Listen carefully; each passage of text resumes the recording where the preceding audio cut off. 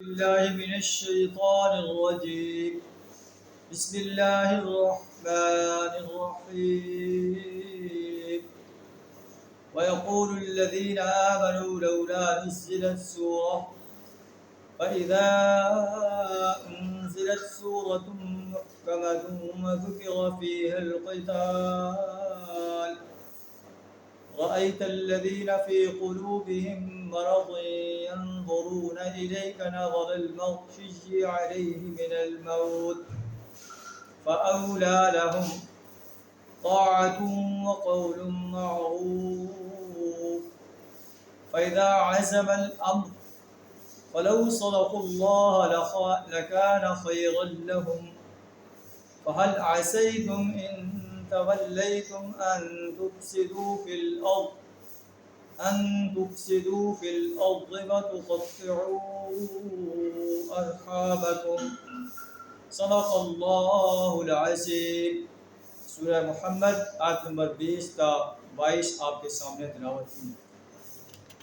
ان آیات کے اندر اللہ تبارک و تعالیٰ منافقین کا پردہ چاک فرما رہا ہے.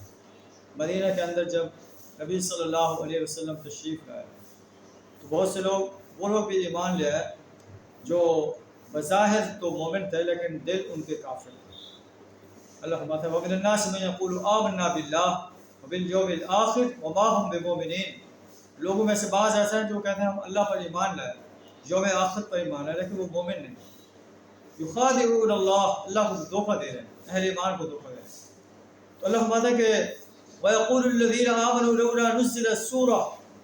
جو لوگ ایمان لائے وہ کہہ رہے تھے کہ کوئی سورت کیوں نہیں نازل کی جاتی جس میں جنگ کا حکم دیا جائے. وَذُكِرَ فِيهَا الْقِتَالُ. جس میں قتال کا ذکر ہو. فَإِذَا أُنزِلَتْ سُورَةٌ مُحْكَمَةٌ وَذُكِرَ فِيهَا الْقِتَالُ. جب ایک محکم صورت نازل کر دی گئی جس میں قتال کا ذکر تھا تو تم نے دیکھا رَأَيْتَ الَّذِينَ فِي قُلُوبِهِم مَرَضٌ کہ جن کے دلوں میں جو ہے مرض تھا، نفاق کا مرض تھا، بیماری تھی، وہ آپ کی طرف ایسے دیکھ رہے تھے نظر المغشی علیہ من الموت، جیسے کسی پر موت طاری ہو گئی ہو. یعنی ان کا اللہ کے راستے میں جنگ کے لیے نکلنا ان پر بڑا مشکل نظر آ رہا تھا.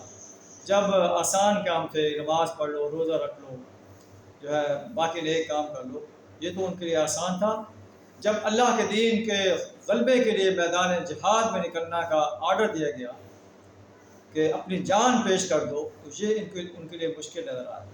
معلوم ہے کہ اصل اہل ایمان وہی ہیں جو نماز، روزہ، حج اور زکوٰۃ کے ساتھ جو انسان کو میدان جہاد کے لیے تیار کرتی ہیں. ان سے آراستہ ہو کر میدان جہاد میں نکلے، اللہ کے دین کو غالب کرنے کے لیے میدان قتال میں آ جائے، اللہ کے دشمن سے قتال کرے. یہ سچا مومن ہے. جس کے اندر یہ صفت نہیں پائی جاتی وہ اپنے ایمان کے خیر بنائے کہ کہیں اس کے اندر نفاق تو موجود نہیں. فَأَوْلَىٰ لَهُمْ. افسوس ان کے حال پر. طاعۃ وقول معروف. ان کی زبان پر ہے اطاعت کا اقرار اور اچھی باتیں. فَإِذَا عَزَمَ الْأَمْرُ. مگر جب قطعی حکم دے دیا گیا تو اس وقت انہوں نے اپنے جان پیش کرنے سے جو ہے وہ تأمل پیش کیا کہ ہم جان کیسے پیش کریں. فَلَوْ صَدَقُوا اللَّهَ لَكَانَ خَيْرًا لَهُمْ.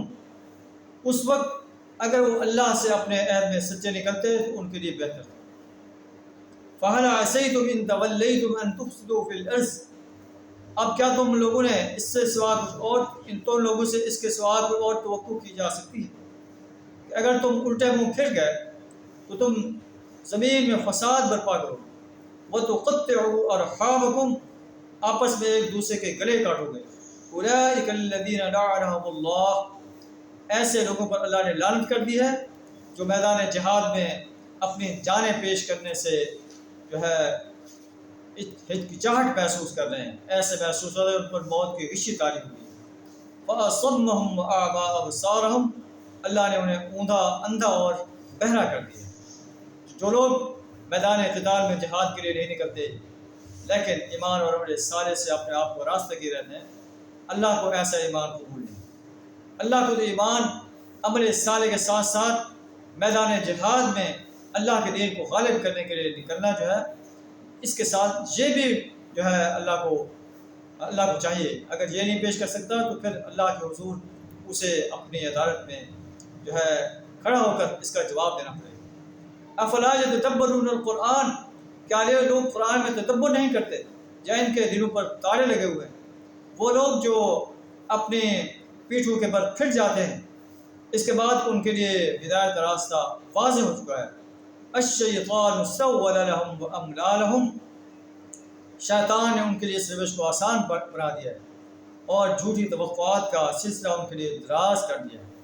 اللہ سے دعا کریں ہمیں شیطان کے شر سے اپنی پناہ عطا فرمائے، ایمان اور عمل صالح سے آراستہ ہو کر اپنے دین کو غالب کرنے کے لیے اپنا مال، جان، وقت اور صلاحیت کھپا دینے کی توفیق عطا فرمائے۔